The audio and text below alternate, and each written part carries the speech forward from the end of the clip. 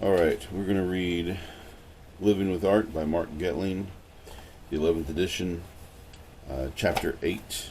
I'm basically doing this read through so that students who are in my class, this 4 weeks class, can maybe listen in their car or while doing other things if they need to. Chapter 8. If you have ever accidentally tracked mud into the house in your sneakers, then you understand the basic principle of making a print. When you stepped in the mud, some of it stuck to the raised surface of the sole of your sneakers. When you stepped on the floor afterward, the pressure of your weight transferred the mud from the raised surface to your sneaker to the floor, leaving an image. If you took a second step, the print you made was probably fainter because there wasn't as much mud left on your sneaker. You would have to step in the mud again to produce a second print as good as the first one. With a little practice, you could probably make a row of sneaker prints that were almost exactly identical. In the vocabulary of printmaking, the sole of your sneaker served as a matrix, a surface on which a design is prepared for being transferred through pressure to a receiving surface such as paper. The printed image left is called an impression. You probably didn't make your own sneaker, but an artist makes a matrix to create prints from it. A single matrix can be used to create many impressions, all of them almost identical, and each of them considered to be an original work of art. For that reason, printing is called an art of multiples.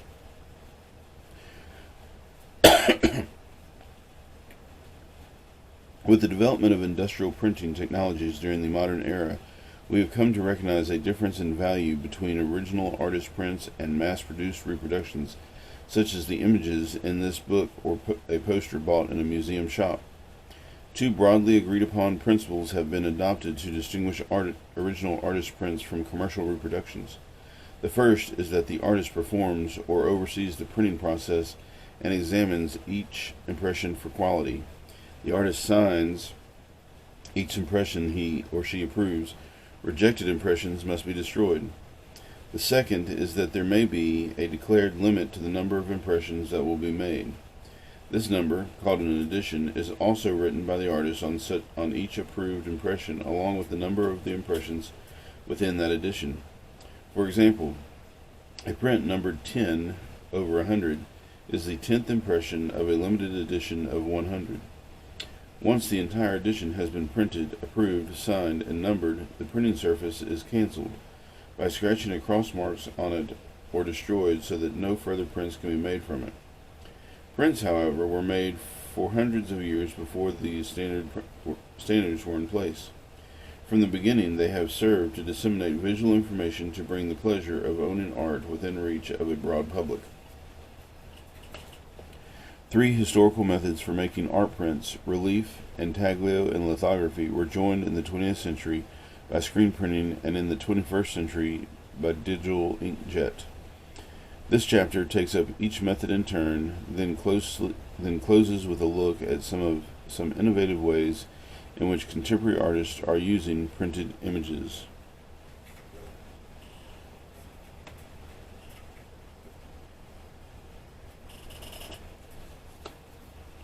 Relief.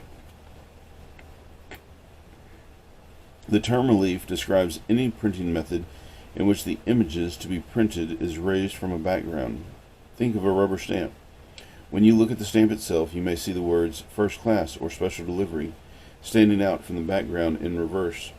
You press the stamp to an ink pad, then to paper, and the words print right side out, a mirror image of the stamp.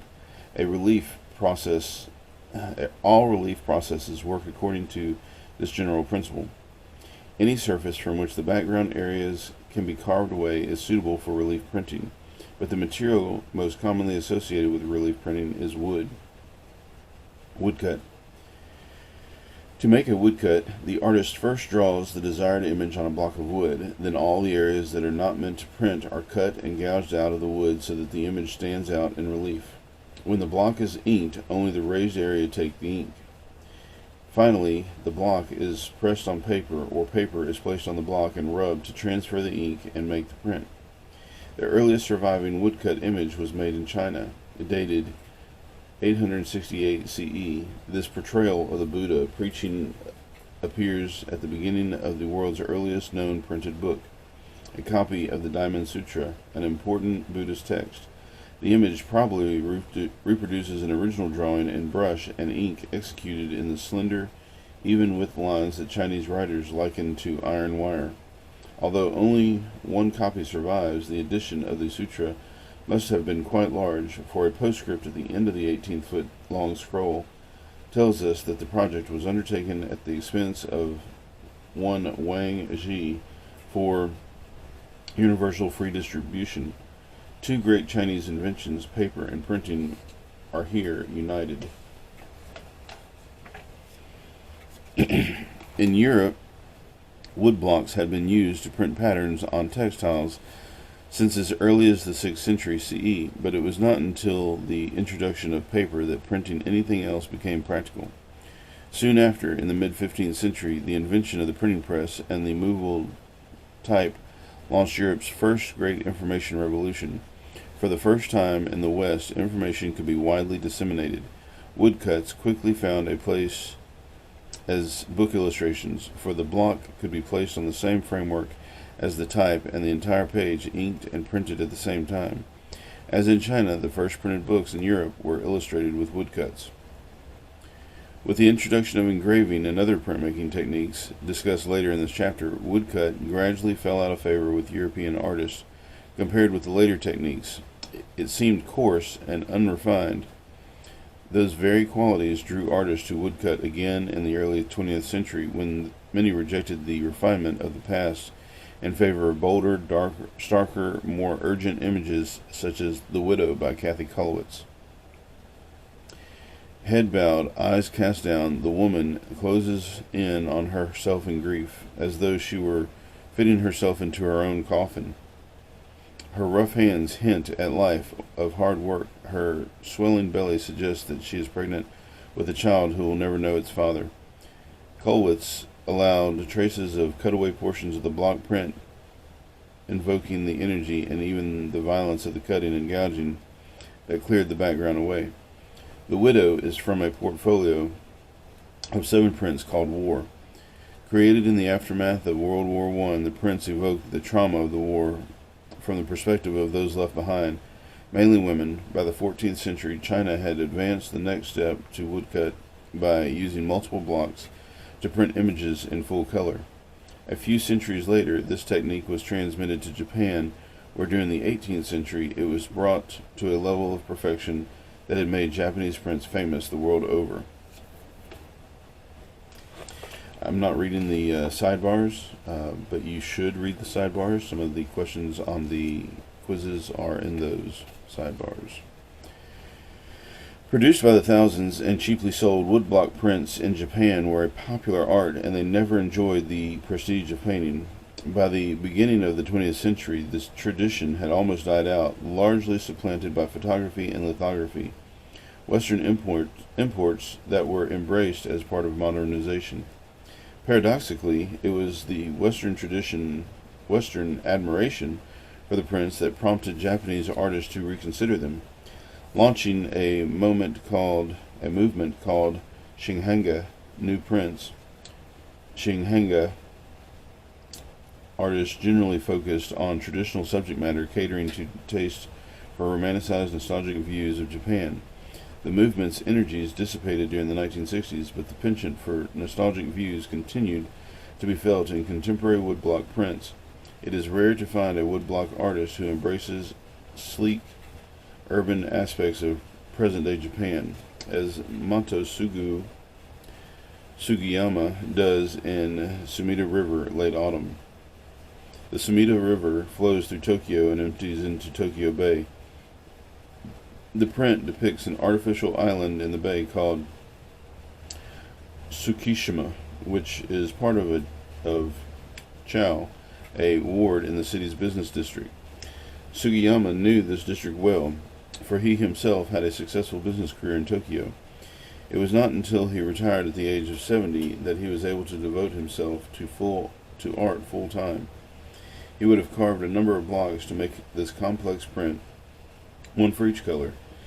As he worked, he would have verified their registration, that is, made sure that they would align correctly when printed. with no unwanted gaps or overlapping in the colors. Wood engraving.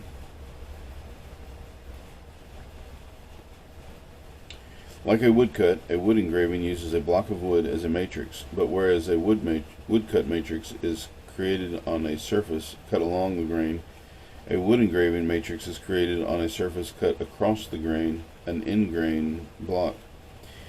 If you imagine a piece of lumber, say 1 foot length by 2 by 4, then a woodcut would use one of the 4 by 12 inch sides, whereas a wood engraving would use one of the 2 by 4 inch cut ends, sanded to mirror a smoothness and worked with finely pointed tools. An ingrained block can be cut with equal ease in any direction and lends itself well to detail. The tools used for wood engraving cut fine, narrow channels that show as white lines when the block is inked and printed. We can see the effect clearly in Rockwell Kent's Workers of the World Unite. The billowing clouds of smoke in the background, the modeling of man's torso and trousers, and the menacing flames are all defined by fine white lines, narrow channels cut in the block by engraving tools. Rockwell Kent created his urgent image in response to the Great Depression of 1930s. During that difficult decade, many artists' sympathies lay with the industrial workers and their efforts to unionize in order to have a collective voice in their own future. In Kent's image, a lone heroic worker wields a shovel against the threat of oncoming bayonets. The fire provides a sense of disaster, while in the background can be seen a factory, the source of the worker's livelihood. With its combination of dramatic nighttime lighting, a common worker, and anonymous bayonets, the composition calls to mind Francisco de Goya's martyred Spaniards, now fighting back and refusing to die.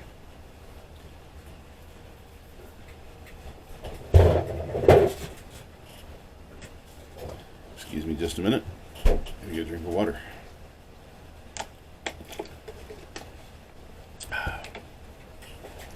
A linocut or a linoleum cut or linocut is very similar to a woodcut. Linoleum, however, is much softer than wood. The relative softness makes linoleum easier to cut.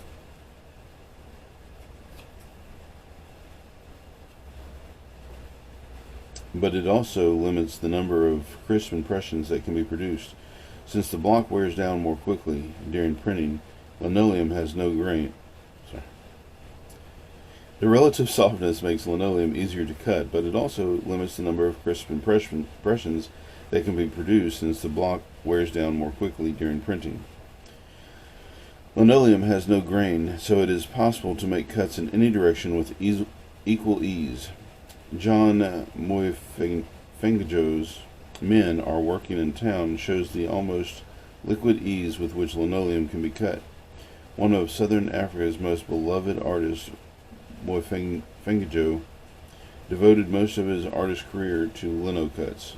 Among his recurring themes was the daily life of the region's tribal peoples, who at the time were restricted to homelands established under a system of radical segregation known as apartheid.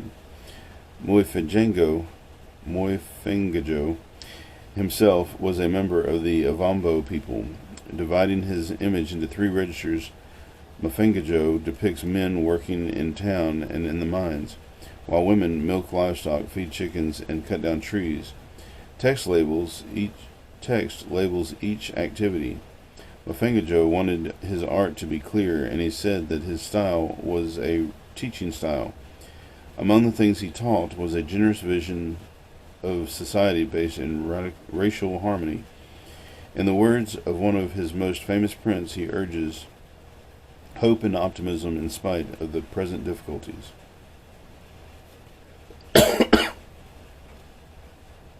Intaglio. The second major category of printmaking techniques is intaglio, from an Italian word meaning to cut, which includes several related methods. Intaglio is exactly the reverse of relief, in that the areas meant to print are below the surface of the printing plate. The artist uses a sharp tool or acid to make depressions, lines, or grooves in a metal plate. When the plate is inked, the ink sinks into the depressions, then the surface of the plate is wiped clean. When dampened paper is brought into contact with the plate under pressure, the paper is pushed into the depressions to pick up the image. There are 6 basic types of intaglio printing: engraving, drypoint, mezzotint, etching, aquatint, and photogravure. Engraving. The oldest of intaglio techniques, engraving developed from the medieval practice of incising, cutting linear designs in armor and other metal surfaces. The armorer's art had achieved a high level of expertise, and it was just a short step to realizing that engraved lines could be filled with ink and the design transferred to paper.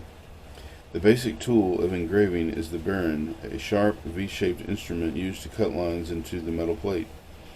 Shallow cuts produce a light, thin line. Deeper gouges in the metal result in thicker and darker line. Engraving is closely related to drawing in pen and ink in both technique and the visual effect of the work. Looking at a reproduction, it is hard to tell an engraving from a fine pen drawing. In both media, modeling and shading effects usually are achieved by hatching, cross-hatching, or stippling. Until the invention of lithography and photographies in the 19th century, engravings were the principal way in which works of art were reproduced and disseminated. Professional engravers were extraordinary draftsmen capable of making extremely accurate copies of drawings, paintings, statues, and architecture. During the Renaissance, the awakening interest in ancient Rome art was fed by engravings, for no sooner was a newly discovered statue unearthed than it was recorded in a drawing, which was then engraved and distributed across Europe. One of the great Renaissance printmakers was Albrecht Dürer. Although he considered himself primarily a painter, it was prints that brought Dürer his greatest renown. They also brought him a steady income. Toward the end of his life, he noted that he would have made more money if he had stuck to engravings. Between 1513 and 1514, Dürer created 3 prints so technically and artistically sophisticated that they have become known as the master engravings. One of these, Saint Jerome in his study. Jerome is depicted working patiently on his Latin translation of the Bible, his great life's work. Light floods from the windows, illuminating a calm interior constructed according to the principles of linear perspective, which Dürer had been at pains to learn on his 2 trips to Italy. In case we are in any doubt about just who it is we are looking at, standard elements of the iconography of St. Jerome are present to reassure us. On the wall behind Jerome's head hangs his cardinal's hat. A cardinal is a senior official at the Catholic Church. In the foreground sleeps the lion that is said to have befriended the saint after he removed a thorn from its paw. A skull, a reminder of death, sits on the windowsill. Jerome would see it in the background if he were to glance up at the small crucifix on his desk. It's a reminder of Christ's death and the promise of everlasting life, which chiaroscuro modeling and varied textures are accomplished entirely with fine hatching, cross-hatching, and stippling. Drypoint. Drypoint is similar to engraving, except that the cutting instrument used is a dry needlepoint. The artist draws on the plate, usually a copper plate, almost as freely as one can draw on paper with a pencil. As the needle scratches across the plate, it raises a burr or thin ridge of metal. If left in place, the burr will hold ink along the incised line, producing a soft, slightly blurred line when printed. The burr can also be scraped away, in which case the incised line only will hold ink, producing a fine, delicate line. Louise Bourgeot left the burr in place to produce the soft, rich blacks of spider. Spiders were a reoccurring subject for Bourgeot, for whom they symbolized a protective maternal presence. We illustrate one of her monumental sculptures of a spider in Chapter 11.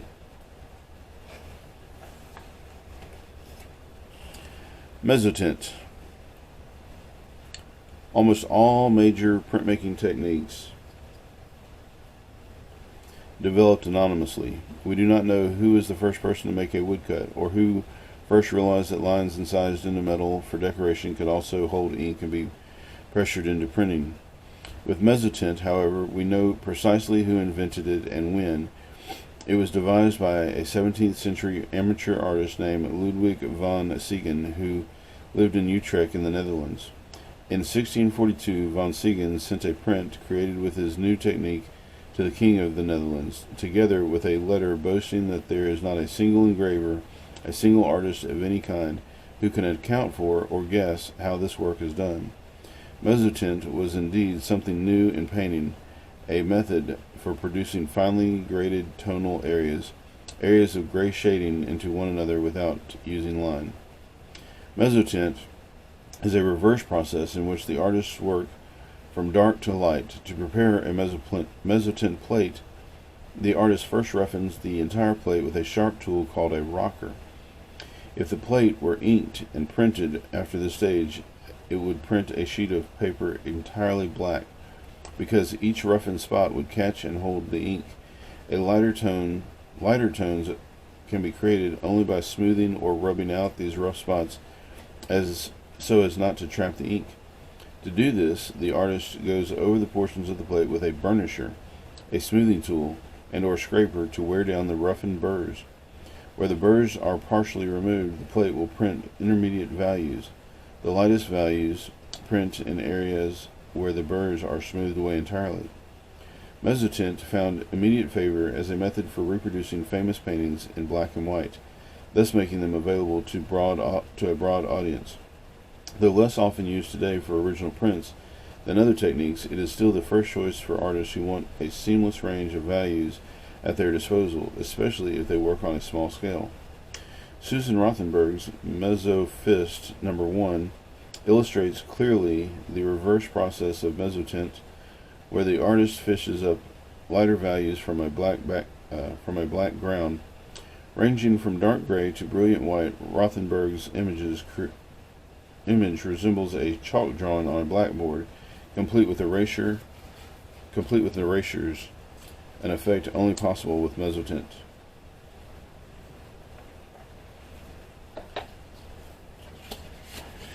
Etching. Etching is done with acids which eat lines and depressions into a metal plate, much as sharp tools cut these depressions in other methods. To make an etching, the artist first coats the entire printing plate with an acid-resistant substance called a ground, made from beeswax, asphalt, and other materials. Next, the artist draws on the coated plate with an etching needle. The needle removes the ground, exposing the bare metal in areas meant to print. The entire plate is dipped in acid. Only the portions of the plate exposed by the needle are eaten into by the acid, leaving the rest of the plate intact. Finally, the ground is removed and the plate is inked and printed. Etching lines are not as sharp and precise as those made by the engraver's burin, because the biting action of the acid is slightly irregular. Rembrandt van Rijn, who was a prolific printmaker, made hundreds of etchings. Unfortunately, many of his plates were not cancelled or destroyed. Long after his death, and long after the plates had worn badly, people greedily produced yet more Rembrandts, struck impressions from the plates. Long after his death, and long after the plates worn down badly, people greedily produced yet more Rembrandts, struck impressions from the plates. These later impressions lack detail and give us little idea of what the artist intended. To get a true sense of Rembrandt's genius as an etcher, we must look at prints that are known to be early impressions, such as the impressions of Christ preaching. Using only line, Rembrandt gives us a world of light and shade. He has set his scene in a humble quarter of town, possibly modeled on the Jewish section of the Amsterdam he knew well. Barefoot and bathed in sunlight, Christ preaches to the small but curious crowd that has gathered. His attention falls for a moment on the little boy in the foreground, who, too young to understand the importance of what he is hearing, has turned away to doodle with his finger in the dust. Rembrandt's greatness lay in part in his ability to imagine and portray such profoundly human moments.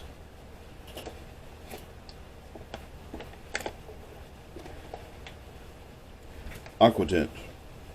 A variation on the etching process, aquatint is a way of achieving flat areas of tone gray values or intermediate values of color. Aquatint was invented around 1650 by a Dutch printmaker named Jan van de Velde, but it was not until the technique was included in two French printmaking manuals over a century later that it finally became widely known among artists. To prepare a plate for aquatint, the artist first dusts it with finely powdered resin. The plate is then heated so that the resin sticks to it. Resin resists acid, so when the plate is immersed in acid, the acid will bite all around the resin particles, producing a pitted surface that holds ink evenly. The longer the acid bath, the deeper the bite. The deeper the bite, the more ink it will hold, and the darker it will print. To achieve a variety of tones with the same plate, the artist works in stages. First, areas that are not being bitten at all, where the white of the paper will show untouched, are stopped out, painted with an acid-resistant varnish. The plate is then immersed in acid until the bite is deep enough to print the lightest desired tone. The areas that are to print in the lightest tone are then stopped out, and the plate is returned to the acid until the bite is deep enough to produce the second lightest tone. These areas are then stopped out, and the plate is returned to the acid yet again. The process continues until the full range of desired tones has been achieved. The resin and stop-out varnish are then scrubbed away using a solvent, and the plate is ready to be inked and printed. Spanish artist Francisco de Goya used aquatint for his satirical print Hasta su abuelo, which means, and so was his grandfather. Goya depicted an ass proudly displaying his father's genealogy. It's clear that he comes from a long line of asses. Goya's immediate target was the Spanish aristocracy of his day, which inherited power and privilege thanks to noble pedigrees that went back for centuries. But we can easily update the satire to poke fun at people in our own time who are inordinately pleased with themselves. The graininess of the distinct tonal areas is typical of aquatint. Because aquatint prints not lines, but only areas of tone, it is usually combined with one of the other Intaglio techniques, Drypoint, Etching, or Engraving. Mary Cassatt employed the delicate line of Drypoint for the contours of her exquisite woman bathing. The colors were printed in aquatint. Aquatint lends itself to translucent color, and it allowed Cassatt to transpose the effects of Japanese woodblocks she admired so much to a European medium. Try that again. Aquatint lends itself beautifully to areas of unmodulated translucent color, and it allowed Cassatt to transpose the effects of the Japanese woodcuts that she admired so much to European medium. I apologize. By combining techniques, the Intaglio artist can get almost any result he or she wishes, because the artist can achieve effects ranging from the most precisely drawn lines to the most subtle areas of tone. The possibilities for imagery are much greater than in the relief methods. Photogravure. Developed during the 19th century, photogravure is an etching technique for printing photographic images. Like Mezzotint, photogravure can print continuous tones and shades evenly light to dark. Like aquatint, it uses powdered resin to create a plate that can hold tone. We describe the process here for a black and white photograph, though color photographs can also be printed. To create a photogravure, a full-size positive transparency of the photograph image is placed over a sheet of light-sensitive gelatin tissue. gelatin backed with paper, and exposed to ultraviolet light. The gelatin hardens in proportion to the amount of light it is exposed to, beginning on the surface and extending gradually downward. Thus, light passing through a blank area on the transparency will eventually harden the entire thickness of the gelatin. During the same amount of exposure time, light passing through gray areas will harden the gelatin only partway down, leaving a soft lower layer. After exposure, the gelatin tissue is attached face down to a copper plate, reversing the image. The paper backing is now on top. The plate is placed in a bath of warm water, which causes the paper to float free and the soft gelatin to dissolve away, leaving only the hardened gelatin attached to the plate. What remains is a low relief of the image in hardened gelatin in which lighter areas are raised. Give me just a second. Excuse me.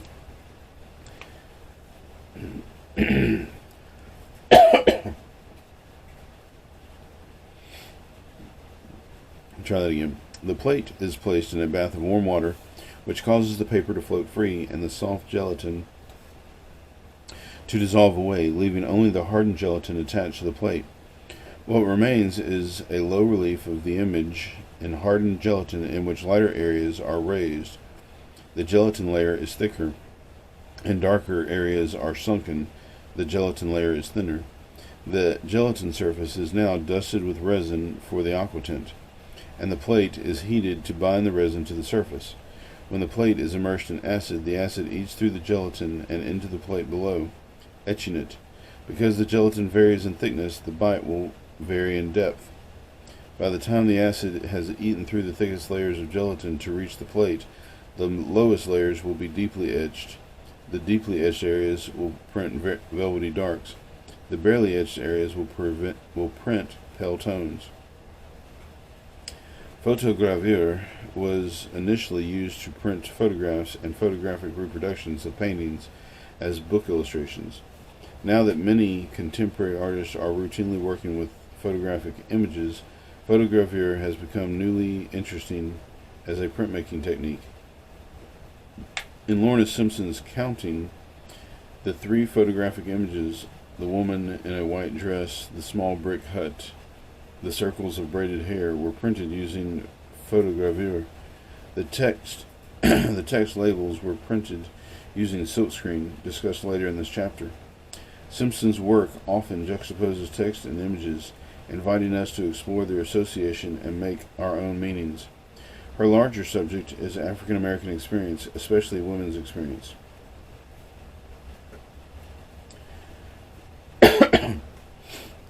Lithography. Like Mezzotint, lithography owes its existence to a single inventor, in this case a young German actor and playwright named Alois Sennefelder. While living in Munich during the 1790s, Sennefelder began to experiment with etching processes in an effort to find an inexpensive way to print music, which had traditionally been engraved. Too poor to invest money in copper plates, he tried working on the smooth Bavarian limestones that lined the streets of Munich, which he excavated from the street and brought to his studio. One day, when he was experimenting with ingredients for drawing on the stone, his laundress appeared unexpectedly, and Sennefelder hastily wrote out his laundry list on the stone, using his new combination of materials, wax, soap, and lamp black. Later, he decided to try immersing the stone in acid. To his delight, he found that his laundry list appeared in slight relief on the stone. That event paved the way for his development of the lithographic process, although the relief aspect eventually ceased to play a role. The groundwork for lithography had been laid. Lithography is a planographic process, which means that the printing surface is flat, not raised, as in relief, or depressed as in Intaglio. It depends instead on the principle that oil and water do not mix. To make a lithographic print, the artist first draws the image on the stone with greasy materials, usually a grease-based lithographic crayon and greasy ink, known by its German name Tusch. The stone is then subject to a series of procedures, including treatment with an acid solution that fix the drawing, bind it to the stone so that it will not smudge, and prepare it to be printed. To print the image, the printer dampens the stone with water, which soaks into the areas not coated with grease. When the stone is inked, the greasy ink sticks to the greasy image areas and is repelled by the water-soaked background areas. Although limestone is still preferred surface for artist prints, lithographs can also be made using zinc or aluminum plates. For artists, lithography is the most direct and effortless of the print media, for they can work as freely as lithographic crayons and tusch on stone as they do with regular crayons on ink and paper. Preparing the stone for printing and printing itself are highly specialized skills. However, the artists usually work on their lithographs at a printer's workshop, often directly under the printer's guidance. Philip Guston's curtain illustrates well the direct quality of lithography. If you did not know it was a print, you could easily make it for a drawing in Conte crayon. As often in Guston's work, the mood in curtain is both continuous and comic. Bulbous heads, marked by a single staring eye, loom up from the horizon, or are they sinking into the sand? One figure holds a cigarette, another has a bandage on his cheek and tape over his mouth. They seem wary and watchful. Three of them look expectantly at the smoker, who stares at the naked light bulb overhead as though there was something suspicious about it. The curtain has risen on this little piece of theater, or is it about to fall? Color lithographs can be made by using one stone for each color. To ensure correct registration, an outline of the image is first transferred to each stone using a non-greasy substance that will not print. The stones are then worked and prepared in the normal way. Elizabeth Catlett employed flat colors, patterned grounds, and precise contours for her color lithographs, singing their songs. Singing Their Songs is one of a series of prints that Catlett made based on lines from Margaret Walker's remarkable poem, For My People, a touchstone of African American literature. For My People builds its considerable power through repetition, with each stanza lifting its voice again in dedication. Catlett echoes this device, dividing her composition into four spaces the way a poem is divided into stanzas, and using each space to celebrate a new group, the people singing their songs, the people saying their prayers, the wise elders looking on, the young with their eyes on the future.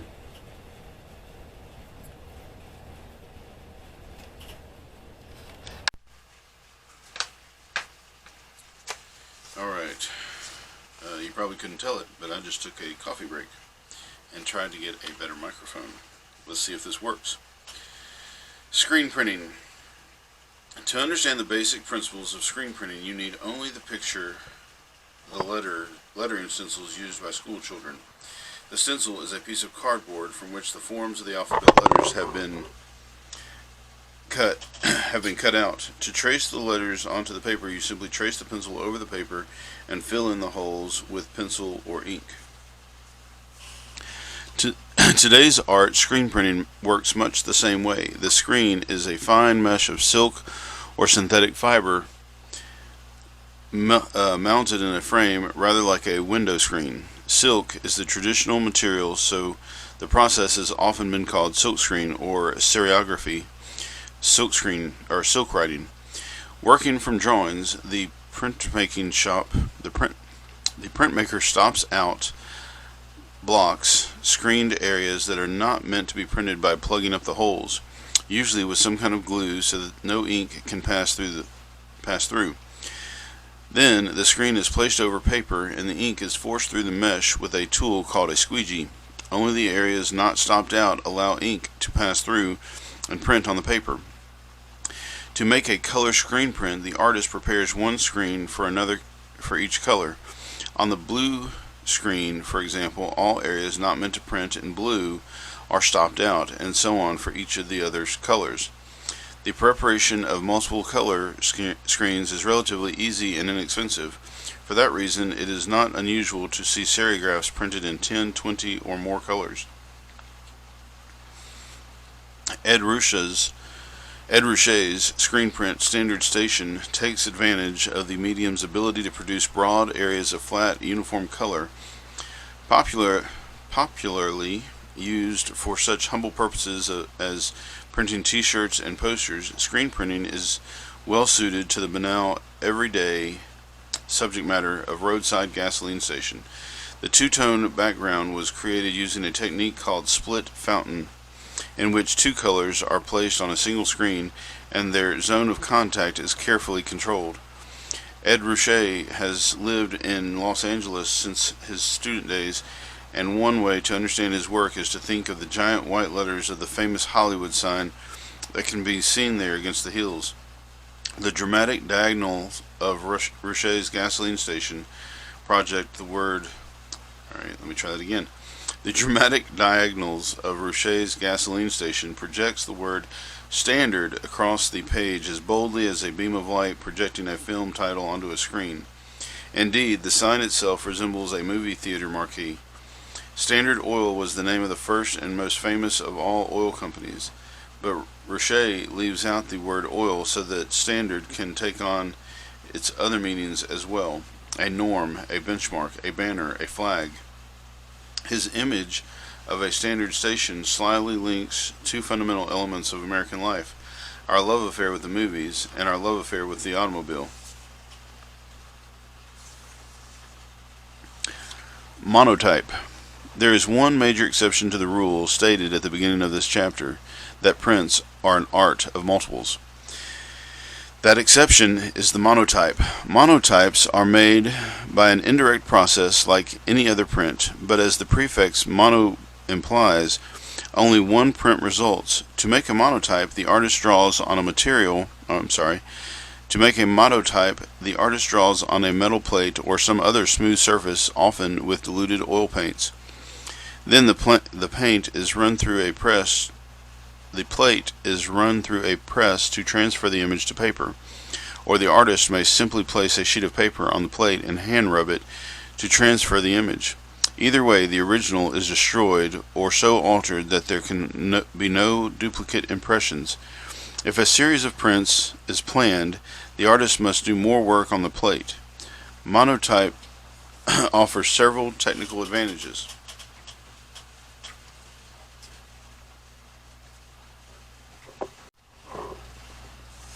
Monotype offers several technical advantages. The range of colors is unlimited, as is the potential for lines or tones. No problem arises with cutting against a grain or into a resistant metal. The artist can work as freely as an indirect process such as painting or drawing. The artist can work freely as in a direct process such as painting or drawing. The medium is not as simple and straightforward as it seems, for the artist cannot be quite sure how the print will look when it comes through the press. Transferred by pressure from a non-absorbent surface such as a metal to the absorbent surface of the paper, colors may blend and spread and contours may soften. The textures of brush strokes on the plate disappear into the flatness on the paper. Differences between plate and print may be minute or dramatic, and the artist may try to control them as much as possible or play with the element of chance that they bring to the creative process. Nicole Eisman's whimsical untitled monoprint depicts a romantic encounter between an unshaven man and a pet bird that seems to take them both by surprise. Brushstrokes from where the paint was laid down on the plate are clearly visible in the sky and on the man's head, hand, and torso. Eisenman enjoys visual puns, and the image may have been inspired by our idiom for a quick, light kiss, a peck on the lips. Inkjet.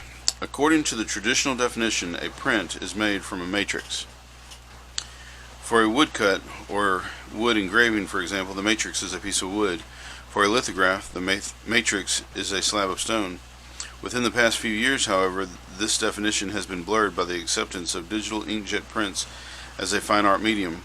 The inkjet printers used for the fine art prints are more sophisticated versions of the printers that many people have connected to their home computers.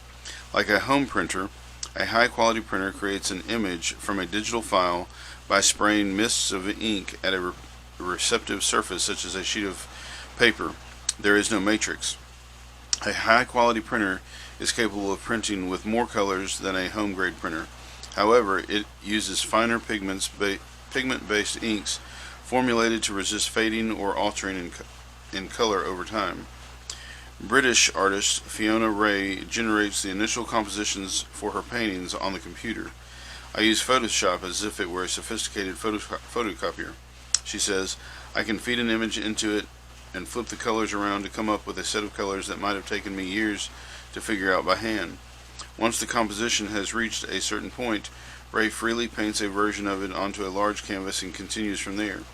To create her inkjet prints, Cute Motion, she revisited a digital composition linked to one of her paintings and developed it further on its own. Brushstrokes, paint drips, and graphic symbols, flowers, letter forms, plant forms, tiny animals, and more all clamor for space and attention in a sort of joyful cacophony. Each print is finished by hand with three-dimensional elements pasted on googly eyes, small beaded flowers, tiny fuzzy spheres, and a small satin bow. Cute Motion is definitely not taking itself too seriously. This is art that just wants to have fun.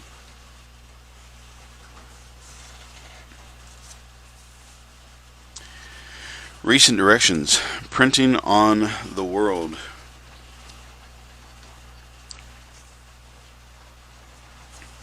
Thanks to industrial versions of engraving, lithography, screen printing, and inkjet, images are routinely printed on almost every imaginable surface around us.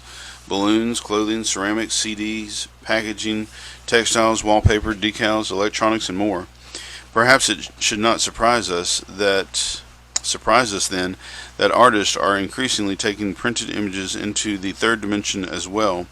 Like drawing and painting, prints today have left the wall to find a place in sculptures and installations. Pepone Osorio's You're Never Ready consists of an X-ray image of his mother's skull printed onto a thick bed of black and white confetti. The confetti sits on the floor as though it had been swept up after a party or parade.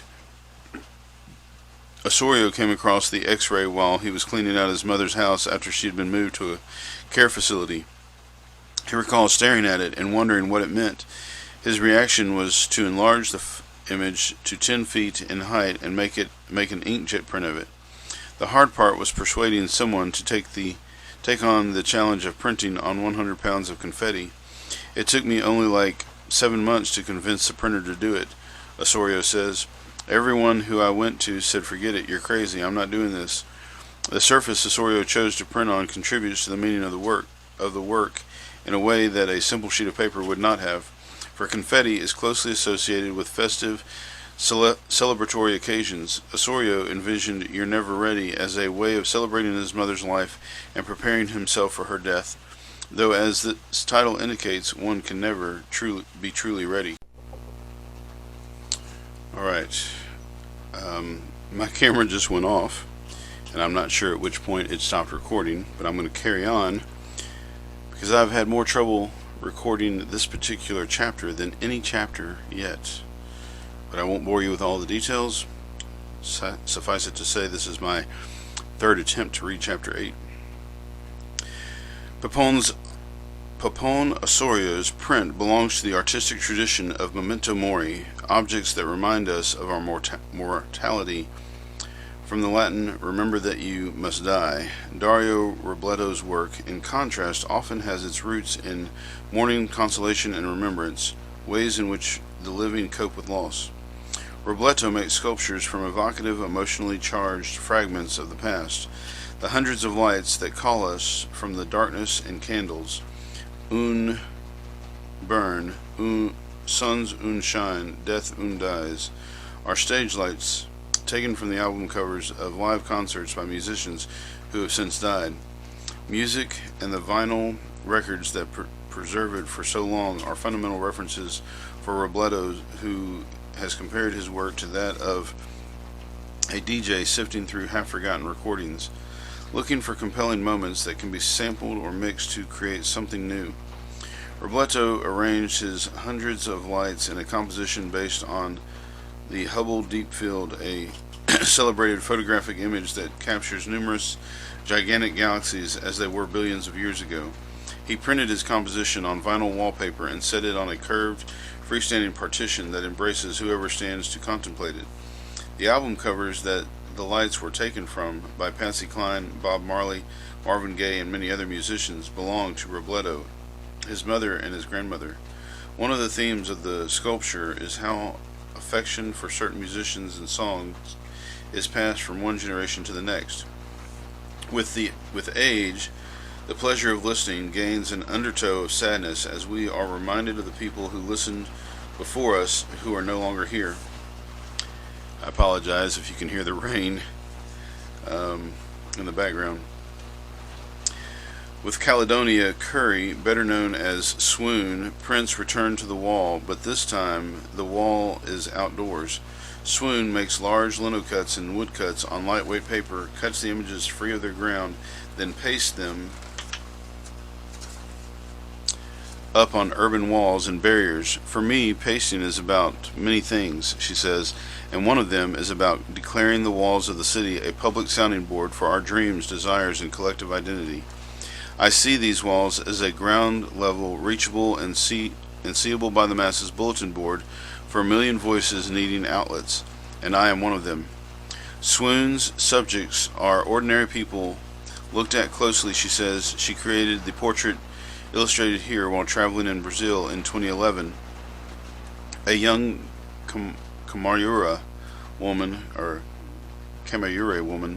rises up like a spirit over a construction site, holding before her an emblematic arrangement of vegetation and wildlife.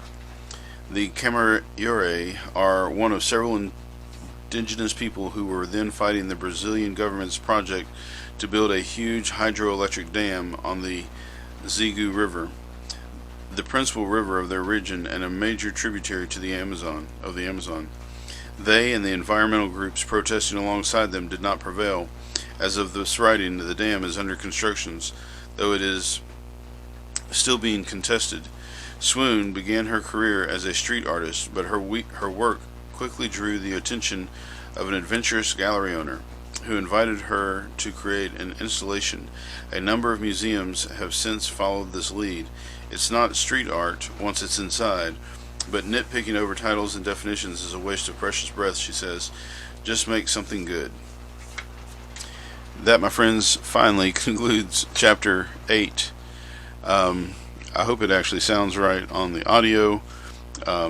In order to keep going, I'm just going to let Chapter 8 be what it is. If you could not understand it or it was difficult, please read the chapter.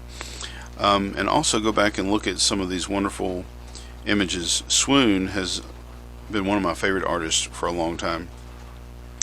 Anyway, again, thanks for listening.